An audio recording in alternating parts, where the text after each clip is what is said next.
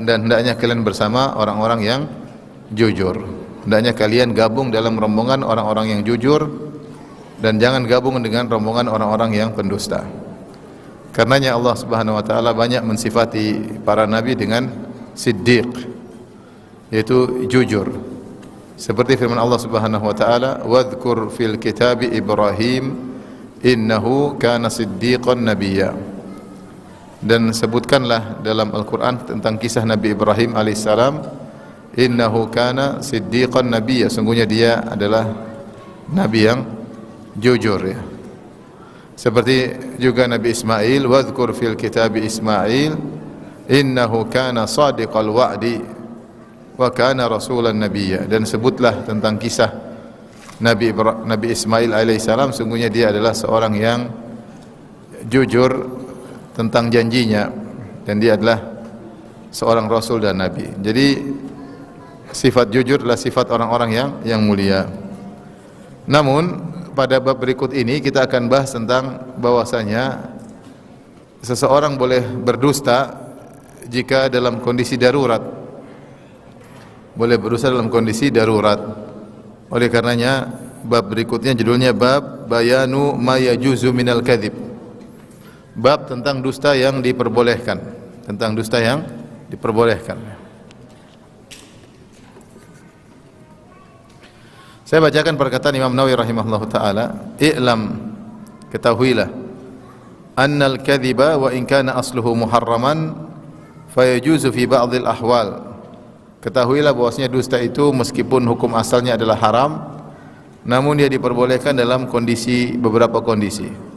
Bisyurutin qad awdahtuha fi kitabil azkar, dengan syarat-syarat yang telah aku jelaskan dalam kitabku Al-Azkar. Imam Nawawi punya buku judulnya Al-Azkar selain Riyadhus Shalihin. Dan dalam kitab tersebut beliau menjelaskan tentang syarat-syarat dibolehkannya dusta. Kemudian beliau ringkaskan, kata beliau, wa mukhtasaru dzalik, adapun ringkasan syarat-syarat dibolehkannya dusta adalah sebagai berikut. Annal kalama wasilatun ilal maqasid. Ketahuilah bahwasanya pembicaraan itu adalah sarana untuk mencapai tujuan. Fa kullu maqsudin mahmudin yumkinu tahsiluhu bi ghairil kadhib yahrumul kadhibu fihi. Maka semua tujuan baik yang bisa didapatkan tanpa melalui dusta, maka dusta hukumnya haram.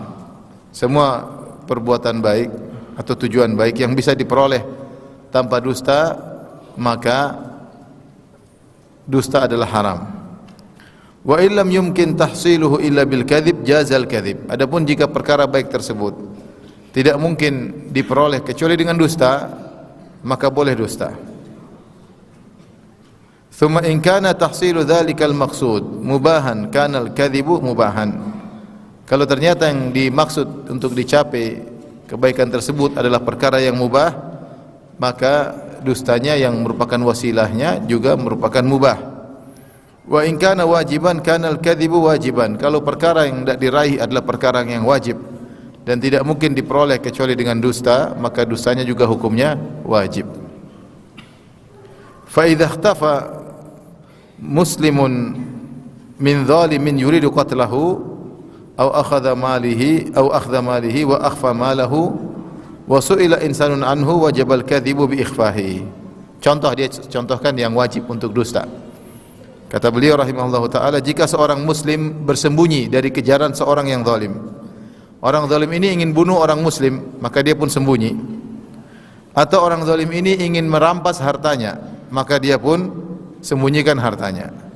Kemudian ada orang lain ditanya tentang dia, mana si fulan, padahal yang menanya ingin membunuh, maka wajib dia berdusta.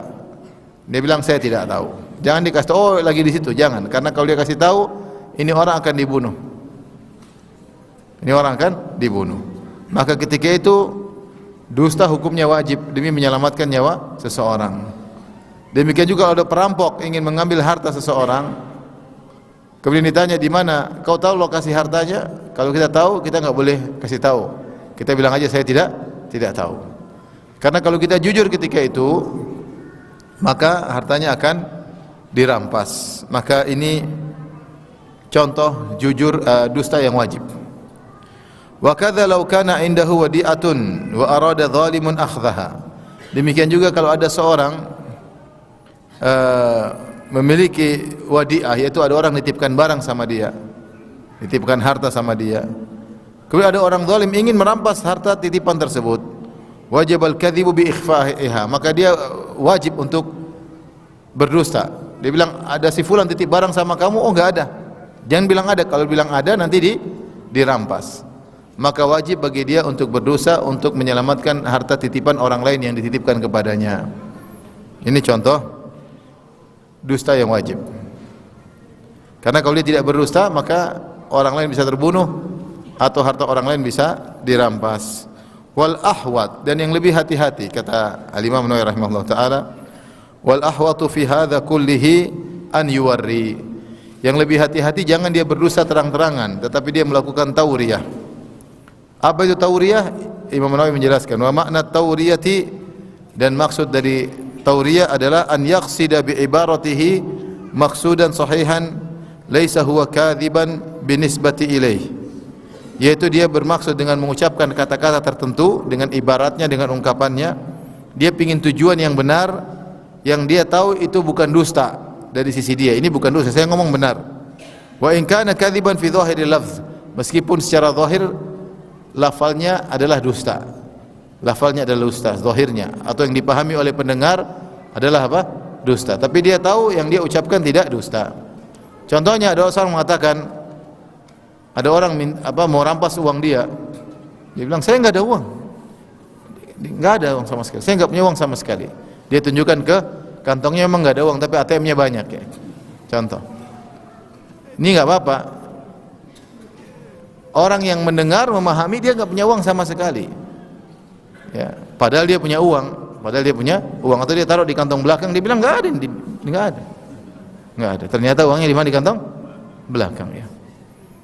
Boleh, bahkan wajib kalau dia ingin hartanya selamat daripada dirampas oleh orang. Nah, dia mengatakan tidak ada uang di sini, itu namanya tauriyah.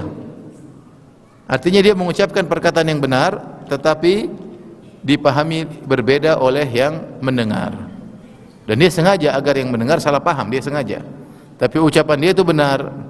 Kata Syekh Utsaimin, kata Imam Nawawi rahimahullah taala, kalau bisa tauriyah itu lebih baik, tapi kalau dusta juga nggak apa-apa. Ada uang sini, oh nggak ada, padahal ada, nggak apa-apa. Tapi kalau dia bisa tauriyah itu lebih baik, lebih hati-hati, ya. Wa in kana kadziban fi dhahiril lafzi wa binisbati ila ma yafhamuhu al-mukhatab, meskipun secara tauriyah itu secara lafal dia adalah dusta, dan juga yang dipahami oleh pendengar juga salah paham, dusta. Kalau pendengar tahu, itu berarti dia tahu itu dusta. Intinya pendengar salah paham. Walau taraka tauriyata wa atlaqa ibarat al-kadzib falaysa biharam fi hadzal hal. Kalaupun dia tidak melakukan tauriyah dan dia jelas-jelas berdusta, maka pun tidak mengapa. Ini Imam Nawawi ngajarin gimana cara dusta, ya. Jadi saya ingatkan ikhwan dan akhwat yang rahmatillah subhanahu, hukum asal seorang apa? Jujur. Dia tidak boleh sedikit-sedikit berdusta. Kalau sedikit-sedikit berdusta maka dia akan tercela. Akhirnya orang tidak percaya sama dia. Dia ngomong ini pasti tauriyah ini. Apalagi istrinya tahu, suamiku memang begitu, selalu begitu. Sehingga dia menjadi orang yang tidak dipercayai lagi. Maka seorang mukmin tidak melakukan ini kecuali darurat. Kecuali apa? Darurat. Bukan kebiasaan untuk dusta-dusta, karena hukum asal dusta adalah haram. Dia hanya boleh dilakukan dusta tersebut ketika tujuan tidak mungkin untuk tercapai. Bahkan kedustaan tersebut bisa jadi wajib jika dalam rangka untuk menyelamatkan nyawa seseorang dan dalam rangka untuk menyelamatkan harta seseorang, harta dia atau harta orang lain. Taib. Kemudian Imam Nawawi berkata, wastadalla al-ulama'u bi jawazil kadhib fi hadzal hal bi hadithi Ummi Kulthum radhiyallahu ta'ala anha. Dan para ulama berdalil tentang bolehnya dusta dalam kondisi seperti ini dengan hadis Ummu Kulthum radhiyallahu anha, anna sami'at Rasulullah sallallahu alaihi wasallam yaqul, sungguhnya dia mendengar Rasulullah sallallahu alaihi wasallam bersabda, laisal kadzdzabul ladzi yuslihu bainan nas, bukanlah seorang pendusta adalah orang yang mendamaikan di antara orang-orang yang bertikai. Fayanmi khairan aw yaqulu khairan, maka dia memberi isyarat kebaikan atau dia mengucapkan kebaikan. Zada Muslimun fi riwayatihi, dalam riwayat yang lain Imam Muslim menambahkan lafal yang lain. Qalat Ummu Kulthum radhiyallahu anha berkata, "Walam asma'hu yurakhisu fi syai'in mimma yaqulu an-nasu illa fi thalath." Aku tidak mendengar Rasulullah SAW mengizinkan atau membolehkan, memberi rukhsah untuk berdusta dalam pembicaraan manusia, pembicaraan mereka, kecuali pada 3 perkara boleh dusta. Ta'ni, yang dimaksud 3 dusta yang boleh tersebut, kata Ummu Kulthum, yaitu al-harb, yaitu dalam perang boleh dusta. Kemudian yang kedua, al-islah bainan nas, untuk mendamaikan orang-orang yang bertikai, boleh dusta. Yang ketiga, wa haditsar rajuli imra'atahu, seorang laki ngobrol dengan istrinya. Wa haditsal mar'ati zaujaha, dan seorang wanita ngobrol dengan suaminya. Ini boleh dusta. Jadi dusta boleh 3. Yang pertama apa? Perang. Ustaz, kalau perang sama istri boleh. perang beneran. Perang boleh dusta, boleh. Bahkan Rasulullah SAW mengatakan al-harbu khuda'ah. Perang itu tipu daya, makar. Yang kedua, untuk mendamaikan orang yang bertikai. Yang ketiga, pembicaraan suami istri, suami bohongin istri, istri bohongin suami, dalam rangka untuk kemaslahatan rumah tangga mereka, bukan dalam rangka merusak rumah tangga mereka. Sekali lagi, seorang jangan berlebar-lebar dalam hal ini, sehingga akhirnya dia dicap sebagai pendusta. Seperlunya saja. Kalau memang maslahat, kalau memang tidak bisa dihindari harus berdusta untuk kemaslahatan besar, maka tidak mengapa, seperti menyelamatkan nyawa seorang atau menyelamatkan harta seseorang. Taib. Ini tadi pembahasan tentang dusta yang dikecualikan. Sebagaimana pada pertemuan sebelumnya Imam Nawawi membahas tentang ghibah, hukumnya haram, kemudian beliau bahas tentang ghibah yang diperbolehkan. Demikian pula dusta hukumnya haram dan ada dusta yang diperbolehkan, ya. Dan pada pertemuan lalu telah kita bahas bahwasanya dusta banyak yang merupakan dosa besar, mengantarkan pada neraka, ya, mengantarkan pada neraka. Taib. Dalam hadis ini Rasulullah SAW menyebutkan tentang 3 perkara yang boleh seorang berdusta. Yang pertama adalah al-harb, perang. Dan itu Rasulullah SAW sering melakukannya ketika perang. Rasulullah SAW misalnya, karena di zaman Nabi SAW banyak mata-mata dari musuh. Mata-mata, Rasulullah juga punya mata-mata kepada musuh, musuh juga punya mata-mata kepada kaum muslimin, ya. Karena Rasulullah SAW tidak tahu ilmu gaib kecuali diberitahu oleh Allah Subhanahu Wa Taala. Rasulullah SAW punya mata-mata. Rasulullah SAW kadang kirim sahabat untuk ngecek daerah sana, untuk menunggu ada kondisi segera lapor. Intinya karena banyak mata-mata, maka Rasulullah SAW ketika perang, terkadang dia ingin menyerang ke arah selatan, dia mengarahkan pasukan ke utara terlebih dahulu, sehingga mata-mata menyangka Rasulullah SAW pergi ke arah utara, ternyata dia pergi nanti muter ke arah mana? Selatan. Ini namanya tauriyah, mengelabui musuh. Ini boleh. Sebagaimana terkadang kalau Rasulullah SAW ingin menyerang ke arah timur, maka Rasulullah SAW ke barat terlebih dahulu. Dia mengesankan seakan-akan mau menyerang ke barat, ternyata beliau akan menyerang berperang untuk menyerang ke arah timur.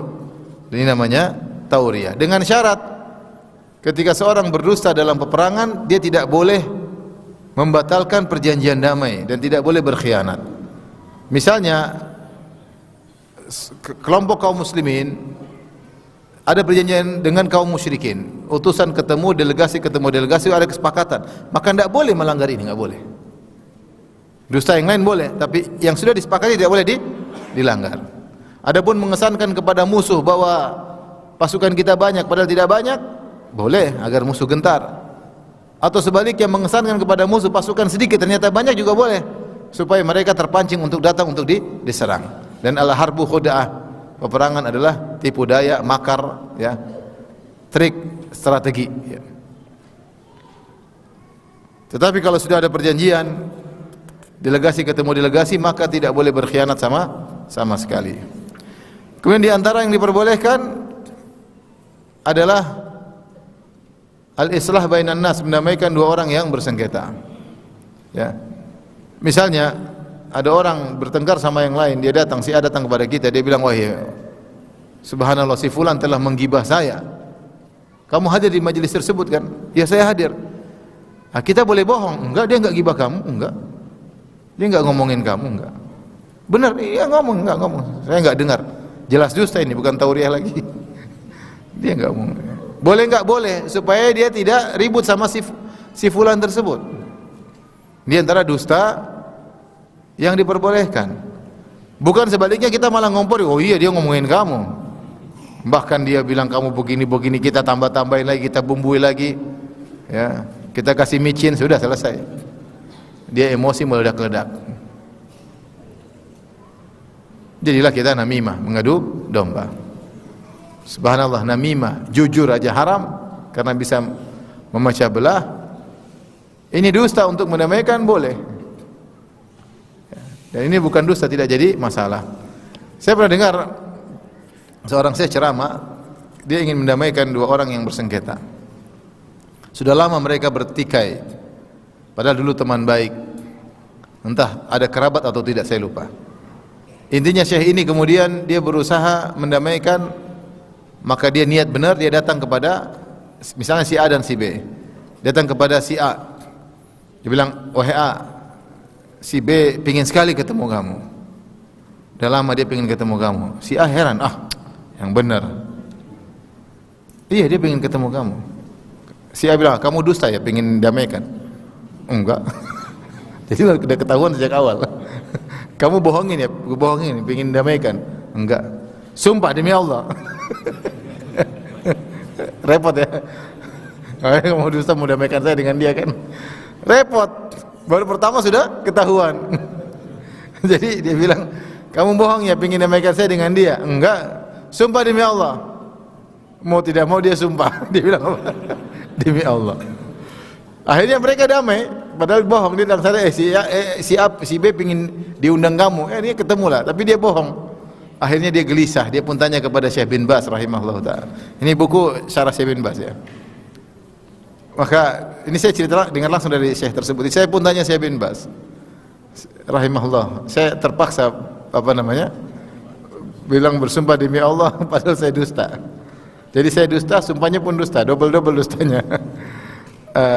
Kalau dia jujur selesai sudah, nggak akan bertemu dua orang ini. Dan dia berhasil mendamaikan kedua orang tersebut. Syekh bin Baz mengatakan tidak apa-apa. Tidak apa-apa, ini dusta yang dibolehkan. Kalaupun dia sumpah lagi, dusta lagi tidak apa-apa. Minta sumpah lagi, nggak ada masalah. Nah ini kalau seorang tahu ada dua kawan yang dulu bertengkar dan dia ingin mendamaikan, dia boleh berdusta, tapi dia harus pintar. Dalam berdusta harus pintar. Jangan sampai ketahuan. Kalau ketahuan rencana buyar semuanya. Jadi kalau ada hal yang bisa menimbulkan keributan antara si A dan si B, antara kawan yang satu kawan yang lain, kita jangan jujur-jujur banget. Kita sembunyikan. Tidak semua yang kita dengar kita ceritakan. Kalau bisa kita sampaikan dengan narasi yang baik sehingga dia tidak tersinggung.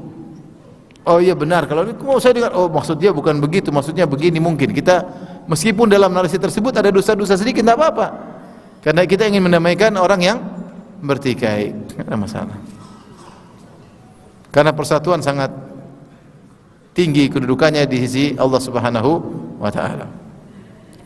Taib, yang ketiga dosa yang diperbolehkan adalah istri dengan suami. Ini hati-hati ini. Jangan sampai terlalu lebar-lebarkan ya. Intinya dusta yang antara suami dan istri tidak boleh menjatuhkan hak suami atau hak istri, enggak boleh. Jangan sampai dia dusta kemudian dia menjatuhkan hak suami atau hak istri, atau dia mengambil hak suami atau hak istri, enggak boleh ya. Misalnya istrinya ngambil duit suami kemudian dia belikan macam-macam, suami tanya uang tadi buat apa? Daripada suami marah, saya bilang buat bersedekah. Enggak boleh. Ini enggak boleh seperti ini karena dia telah mengambil hak apa? Suami. Uang itu milik suami, enggak boleh. Bukan dusta begini yang dibolehkan, bukan. Ya.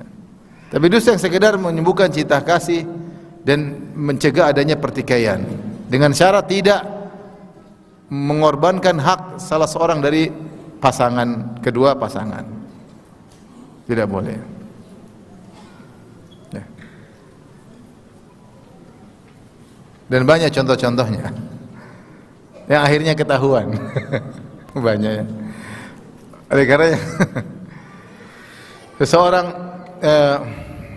berusaha untuk tidak berdusta kecuali benar-benar perlu, ya, terutama misalnya maslahatnya besar. Suami istri kalau bisa tidak berdusta itu lebih baik.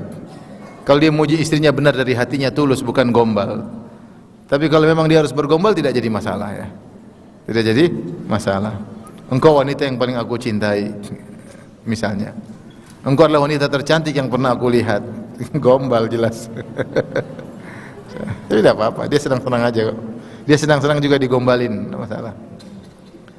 Kalau dia masak makanan, bilang Masya Allah, masakannya apa? Enak ya. Saya tidak pernah merasakan makanan seenak ini. Terus kata istrinya, ini kiriman dari tetangga.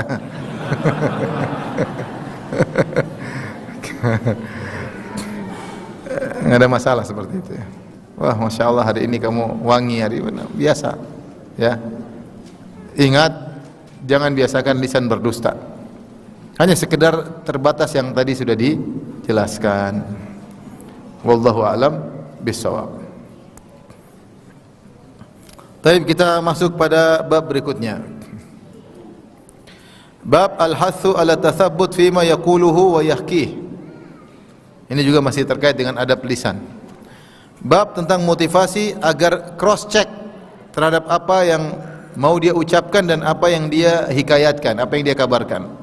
Seorang kalau mau bicara atau untuk menghikayatkan, men-share, dalam kata lain menghikayatkan maksudnya men-share informasi kepada orang lain, maka hendaknya dia cross check terlebih dahulu.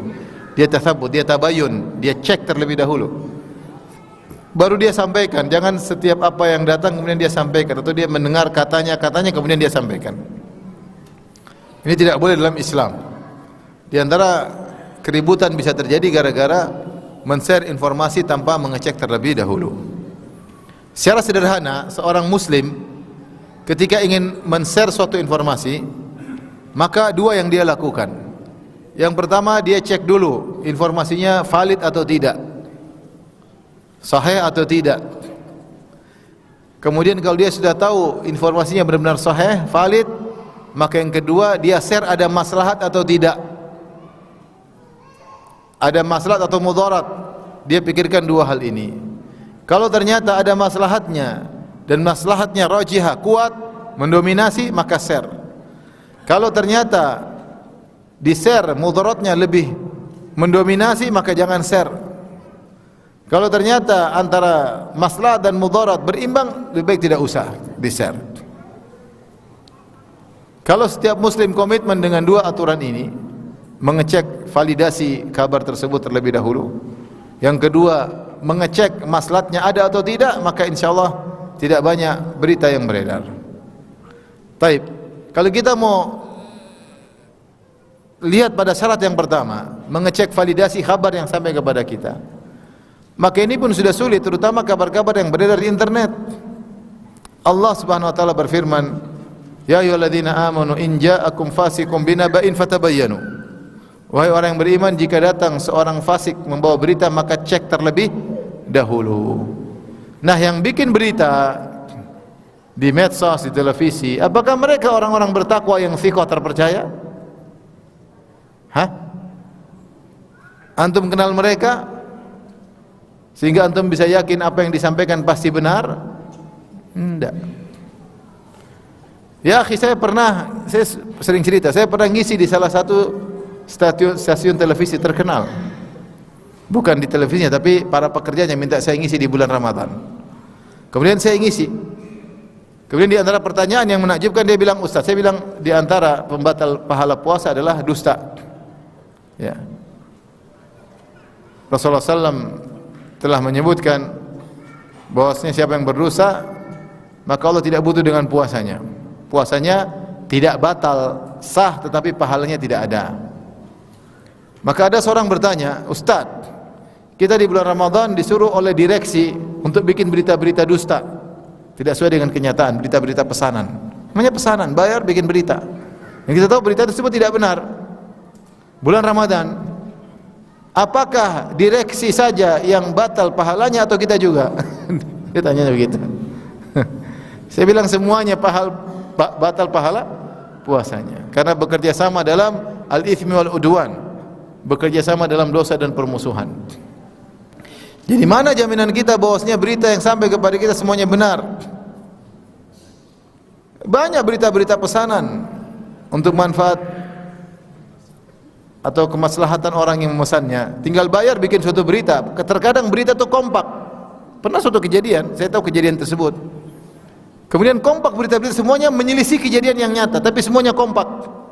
Ya sudah, orang semua terbawa opini untuk meyakini, karena semua berita menyampaikan dengan redaksi yang mirip-mirip. Maka apa yang didapati oleh masyarakat? Masyarakat membenarkan. Ada 20 sumber berita menyampaikan dengan konten yang sama, padahal aslinya tidak begitu. Masyarakat membenarkan yang mana? Yang benarkan yang 20 ini. Kalau misalnya yang benar mengatakan tidak begitu ceritanya, sudah susah. Kalau informasi pertama sudah masuk, untuk direvisi sudah susah. Dan itu, yang penting isu sudah tersebar, mau direvisi, mau diperbaiki, masyarakat sudah malas untuk mendengar revisi tersebut. Biasanya mereka sudah menerima informasi yang awal. Oleh karenanya tidak semua berita yang sampai pada kita mau kita sebarkan. Kalau kita baca-baca sendiri, kalau ada maslahatnya silakan baca. Tapi kalau untuk share ke sebagian orang, kita harus bisa pastikan sumbernya terpercaya. Sumbernya terpercaya. Kalau kita yakin sumbernya terpercaya, valid, baru kita beranjak pada peraturan yang kedua. Maslahat atau tidak. Kalau maslahat sebarkan, kalau tidak perlu. Kalau tidak maka tidak perlu. Dan itu bukan hanya berkaitan dengan berita-berita yang terjadi di dunia ini, demikian juga terkait dengan syariat. Lebih parah lagi, harus memperhatikan dua hal ini. Lebih parah lagi, kalau ada hadis, di cross check hadisnya sahih atau tidak. Kalau hadisnya dhaif, apalagi hadisnya palsu, maka tidak boleh di-share. Tidak boleh di-share. Jika ternyata benar isi kontennya, kita harus beranjak pada peraturan kedua. Saya share di grup. Apakah mereka sudah layak untuk menerima informasi syariat seperti ini? Karena tidak semua orang informasi syariat mau kita sampaikan ke orang. Dia baru ngaji, belum ngerti, dia nanti bingung. Meskipun informasinya benar. Makanya dalam hadis kata Ali bin Abi Thalib, ya, radhiyallahu anhu, beliau berkata, hadithun nas bima ya'rifun aturiduna ayyukadzdzaballahu wa rasuluh. Sampaikanlah kepada manusia sesuai dengan nalar mereka. Apakah kau ingin Allah dan Rasulnya didustakan? Tidak semua masalah agama mau kita sampaikan ke orang. Ternyata audiens belum bisa untuk menerimanya, maka jangan dulu, perlu tahapan untuk sampai pada informasi tersebut. Ada tahapan. Demikian kata Ibnu Mas'ud, lasta bimuhadditsin haditsan la tablughu uqulan nas illa kana li ba'dhin fitnah. Tidaklah engkau menyampaikan satu hadis yang tidak sampai pada nalar manusia, nalar masyarakat, maka akan menjadikan fitnah pada sebagian orang. Akan menjadikan fitnah bagi sebagian orang. Bahkan jangankan informasi dunia, bahkan informasi syariat itu pun harus dilihat-lihat orang bisa ngerti atau tidak. Makanya ketika Rasulullah SAW mengabarkan kepada Muadz bin Jabal, siapa yang meninggal tidak berbuat syirik sama sekali, Allah tidak akan mengadabnya dan Allah akan masukkan dia ke dalam surga. Maka Muadz bin Jabal berkata, afala ubashirun nas, tidakkah aku sampaikan kabar gembira ini kepada orang-orang? Kata Nabi, la tubashirhum, jangan kau sampaikan pada mereka. Fayattakilu, nanti mereka bersandar kepada tauhid mereka.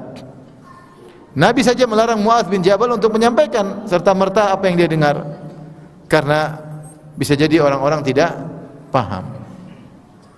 Bahkan Nabi SAW menunda untuk membongkar Ka'bah dan dibangun sebagaimana qawaid Ibrahim, fondasi Ibrahim. Kenapa? Takut terjadi fitnah. Kata Nabi SAW ketika menjelaskan kenapa Ka'bah di zaman Quraisy tidak full. Ka'bah itu kan harusnya full sampai di Hijar yang belok, orang bilang Hijar Ismail, namanya Hijar. Harusnya Ka'bah sampai situ. Ka'bah dahulu bukan kotak, Ka'bah itu seperti huruf dal besar. Huruf seperti huruf dal besar. Makanya yang disentuh itu cuma Rukun Yamani sama Hajar Aswad, karena itu yang sudut sesungguhnya. Yang sebelah sana itu nggak ada sudutnya. Dalam bentuk apa? Dalam bentuk setengah lingkaran. Jadi Ka'bah hukum asalnya berbentuk huruf dal sesuai dengan pondasi Nabi Ibrahim. Ketika Ka'bah kemudian rusak, harus dipugar, maka akhirnya kaum Quraisy membongkar Ka'bah dari awal sampai akhir, karena mereka melihat batu-batunya sudah tidak layak lagi. Kemudian mereka mengumpulkan uang untuk bangun Ka'bah. Mereka mempersyaratkan bangun Ka'bah harus dengan harta yang halal, tidak boleh hasil riba, dan tidak boleh hasil zina, dan tidak boleh hasil kezaliman. Mulailah mereka mengumpulkan uang, dan itu proses butuh pekerjaan yang berat.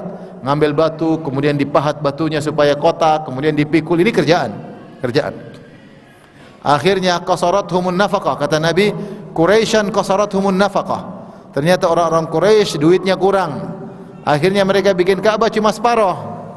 Kemudian yang hijr dikasih tanda bahwasanya itu adalah bagian daripada Ka'bah, karena duit yang halal ternyata kurang. Nah, Nabi SAW tahu kisah itu. Dan Nabi berkata kepada Aisyah radhiyallahu anha, "Laula anna qaumaki hudatsa'u ahdin bi kufrin lahadamtul Ka'bah wa labanaituhu ala qawaid Ibrahim wa ja'altu lahu babaini, baban yadkhulun nasu minhu wa baban yakhrujuna minhu." Kata Nabi SAW, kalau bukan karena kaummu itu orang-orang baru masuk Islam, kalau bukan karena mereka baru masuk Islam, tentu aku akan bongkar Ka'bah dari awal sampai akhir. Kemudian aku bangun baru lagi sesuai dengan pondasi Nabi Ibrahim alaihissalam, dan aku akan bikin Ka'bah 2 pintu, pintu masuk, pintu keluar. Tapi Nabi sampai meninggal tidak melakukannya. Kenapa? Karena masyarakat belum tentu siap untuk menerima hal tersebut. Karenanya itu maksud saya, bahkan dalam perkara syariat seorang juga harus waspada. Dia cek pertama kali informasi syariat yang mau dia share ini benar enggak validasinya. Kalau dia hadis, maka dicek sahih atau tidak. Kalau dia penjelasan, dicek penjelasannya benar atau tidak sebelum dia men-share, khawatirnya penjelasannya ngawur. Kemudian kalau ternyata semuanya benar, dia cek bermanfaatkah saya share di grup itu, bermanfaatkah saya share di keluarga saya. Ini harus dicek lagi. Demikian pula kajian-kajian yang ada di YouTube, dicek dulu. Sekarang orang ngawur banyak, fatwa seenaknya, ngomong ini ngomong itu, dicek dulu. Kalau benar, dipastikan hadisnya benar atau tidak. Kalau hadisnya benar, penjelasannya benar atau tidak. Kalau tidak benar, jangan di-share, jangan di-share. Oleh karenanya ini bab penting, bab al-hathu ala tathabbut fima yaquluhu wa yahki. Bab untuk mengecek, cross check tentang apa yang hendak diucapkan oleh seorang dan apa yang dia hikayatkan kepada orang lain, dia share kepada orang lain. Kemudian Imam Nawawi rahimahullah membawakan ayat. Qala Allah Ta'ala, Allah berfirman, "Wala taqfu ma laysa laka bihi ilm." Janganlah engkau mengikuti apa yang kau tidak punya ilmu tentangnya, tidak boleh. Jangan bicara sembarang, tidak boleh. Jangan ikut share sembarang, tidak boleh. Jangan ikut-ikutan yang kau tidak punya ilmu tentangnya. Enggak punya ilmu, enggak usah ikut-ikutan. Tidak pasti itu kebenarannya, jangan ikut-ikutan. Inna sam'a wal basara wal fuada kullu ulaika kana anhu mas'ula. Sungguhnya penglihatan, pendengaran dan hati semuanya akan diminta pertanggungjawaban. Wa qala ta'ala, Allah juga berfirman, "Ma yalfidhu min qaulin illa ladaihi raqibun atid." Tidaklah satu lafal pun diucapkan kecuali ada malaikat raqib dan atid yang mencatat. Pastikan apa yang kita ucapkan baik. Makanya sebelum kita bicara, cross check dulu, yang saya bicara ini benar atau tidak. Jangan ceplos-ceplos, benar atau tidak. Kalau benar saya ucapkan, kalau enggak jangan. Atau saya ingin men-share, katanya. Rasulullah SAW mengatakan, bi'sa matiyatil qaum za'amu, ya. Bi'sa matiyatil rajuli za'amu. Seburuk-buruk tunggangan seseorang, perkataan dia, katanya. Rasulullah enggak suka orang seperti itu. Kalau cerita yang benar, jangan bilang katanya. Rasulullah SAW tidak suka kila wa qala, katanya. Kamu kalau ada berita sampaikan, kalau enggak usah katanya. Udah diam aja. Kalau enggak usah. Baik, jadi jangan seorang mengikuti apa yang tidak ada ilmu tentangnya, karena setiap lafal yang dia ucapkan akan dicatat oleh malaikat Raqib dan Atid. Kemudian Al-Imam Nawawi rahimahullah taala membawakan hadis. Subhanallah. Para ulama khilaf tentang perkara mubah. Perkataan yang buruk dicatat, sepakat ulama. Perkara yang baik juga dicatat oleh malaikat. Karena perkataan yang baik dapat pahala, perkataan yang buruk dapat dosa. Dan ini dicatat oleh malaikat. Nah, para ulama khilaf tentang perkataan yang mubah. Kalau mubah sekedar ngobrol, dicatat enggak oleh malaikat? Karena ini tidak ada dosa, tidak ada pahala. Apa malaikat catat juga atau malaikat cuma catat yang pahala atau dosa? Ini khilaf di kalangan para ulama. Perkataan mubah yang bisa mengantarkan kepada kebaikan maka dicatat. Seperti seorang ngobrol dengan istrinya perkataan mubah supaya istrinya senang, istrinya nyaman, dia niatkan untuk menyenangkan istrinya, dicatat pahala, paham? Perkataan mubah yang ternyata bisa mengantarkan kepada keharaman, perkataan ngobrol biasa tapi bikin orang sakit hati, ya, ini juga dicatat. Tapi kita bahas tentang perkara mubah yang benar-benar mubah, yang tidak mendatangkan rezeki, yang tidak mendatangkan dosa dan juga tidak mendatangkan pahala. Dicatat enggak oleh malaikat? Khilaf di kalangan para ulama. Ada yang mengatakan semuanya, karena Allah mengatakan ma yalfidhu min qaulin, nafi dalam konteks penafian dan nakirah. Ya, tidak ada satupun yang diucapkan kecuali dicatat. Berarti semuanya dicatat. Sampai disebutkan oleh Imam Ahmad ketika sakit, Imam Ahmad atau ulama yang lain, ketika sakit kemudian mengeluh, dia merintih, maka dikatakan kepadanya malaikat mencatat semuanya, maka dia hentikan rintihannya. Dia tidak mau dalam catatan amalnya ada tulisan rintihan. Padahal itu boleh. Orang sakit merintih boleh enggak? Bukan merintih protes kepada takdir Allah, memang sakit, boleh. Enggak ada masalah. Tapi dia tidak ingin catatan amalnya diisi dengan apa? Rintihan-rintihan tersebut.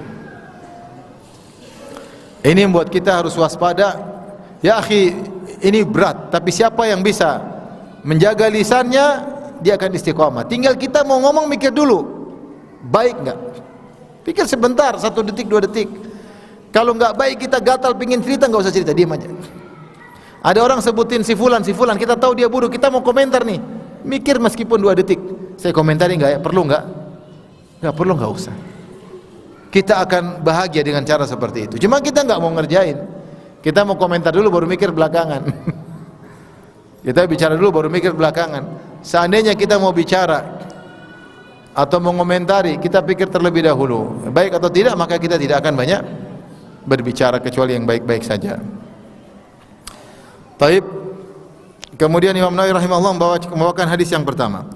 Wa an Abi Hurairah radhiyallahu taala anhu, dari Abu Hurairah radhiyallahu anhu, anna Nabi sallallahu alaihi wasallam qaal, bahwasanya Rasulullah sallallahu alaihi wasallam bersabda, kafa bil mar'i kadziban an yuhadditsa bi kulli ma sami'. Hadis riwayat Muslim. Cukuplah seorang dikatakan pendusta kalau dia menyampaikan semua yang dia dengar. Cukup seorang dikatakan pendusta kalau dia menyampaikan semua yang dia dengar. Kenapa demikian? Karena yang semua dia dengar tidak semuanya benar. Setiap ada berita masuk share, setiap ada berita masuk share, nah berita yang masuk itu tidak pasti benar semua. Kalau dia tidak memfilter berita yang masuk pada dia share semuanya, pasti dia dusta. Pasti dia dusta meskipun tidak sengaja. Tapi dia dianggap berdusta karena dia ikut menyebarkan dusta. Dia ikut menyebarkan apa? Dusta. Suatu hari saya lihat klip salah seorang ulama dihina-hina, klip. Saya juga heran, masa ulama ini ngomong begini, meskipun dia mungkin ada penyimpangan, tapi masa dia ngomong kayak gini. Dalam klip tersebut dia mengingkari suatu hukum Islam. Dia bilang begini. Klip kira-kira mungkin beberapa menit. Saya bilang, wah ini parah, ini orang bisa kafir kayak begini. Ternyata klip tersebut dipotong, ternyata dia bantah setelah itu. Jadi dia cuma menghikayatkan perkataan orang, dia jelaskan sisi kesesatannya, kemudian dia bantah. Bantahnya enggak dicuplik. Dicuplik seakan-akan dia ngomong. Ini kan seperti ini, wah ngeri sekali kayak gini. Ngeri.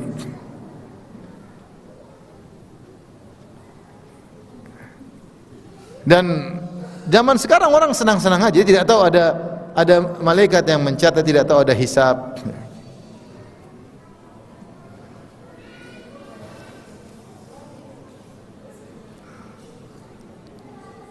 Dia tahu itu enggak begitu, tapi sengaja dia provokasi. Dia berdusta atas nama ulama. Ya. Dan demikian juga yang terjadi pada ustaz-ustaz kita, terkadang dipotong, maksudnya bukan begitu. Yang motong ngerti bahwasanya tidak begitu. Tapi memang dia jahat. Memang dia jahat. Dia ingin mengadu domba, dia ingin menjatuhkan. Mungkin dia senang-senang diulu-ulukan oleh pengikutnya, tapi hari kiamat itu ada. Hari kiamat itu ada.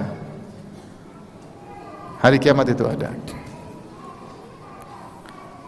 Serahkan aja kepada Allah Subhanahu wa taala. Taib, jadi tidak semua yang kita dengar kita mau sampaikan, tidak semua. Karena kalau setiap yang kita dapat kita share, pasti ada kedustaan yang kita share dan kita akhirnya juga berdusta karena kita berta'awun tolong menolong dalam menyebarkan kedustaan.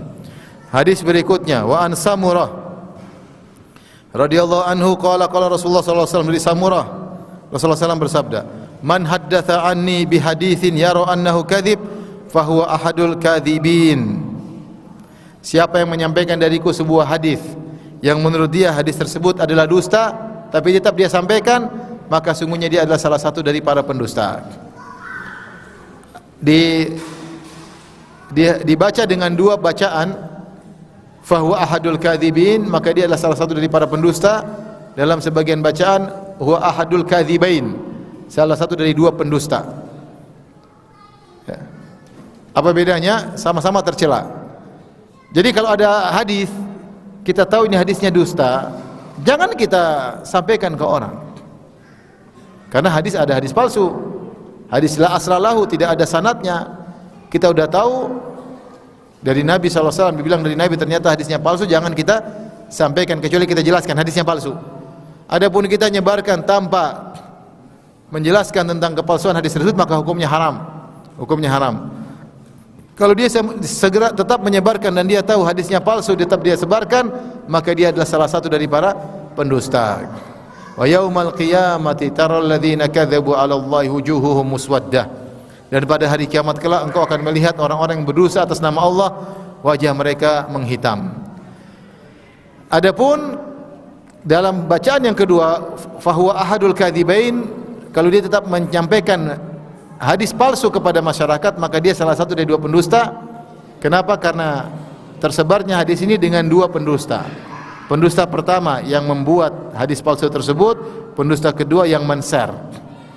Maka dia salah satu dari dua pendusta. Dan kita tahu bahwasanya Rasulullah SAW mengatakan al-kadzibu alayya laisa kal-kadzibi ala ghairi. Berdosa atas namaku tidak seperti berdosa atas nama selainku.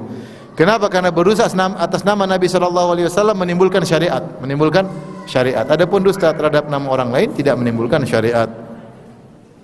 Maka ini dusta yang berbahaya, berdosa atas nama Nabi SAW. Dan sekarang banyak hadis-hadis palsu, banyak sekali. Orang bicara seenaknya.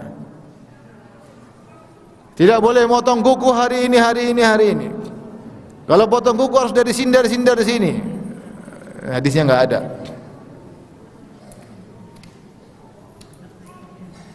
Siapa yang minum kopi masuk surga. Selama masih ada rasa kopinya di sini. Ini penjual kopi, tulis judul kopi surga. Orang bikin hadis seenaknya. Hadis-hadis palsu tersebar, maka jangan ikut-ikutan. Taib.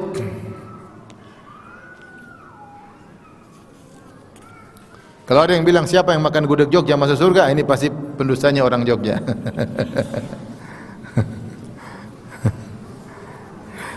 Baik, hadis berikutnya. Wa an Asma anna imra'atan qalat, dari Asma radhiyallahu taala anha.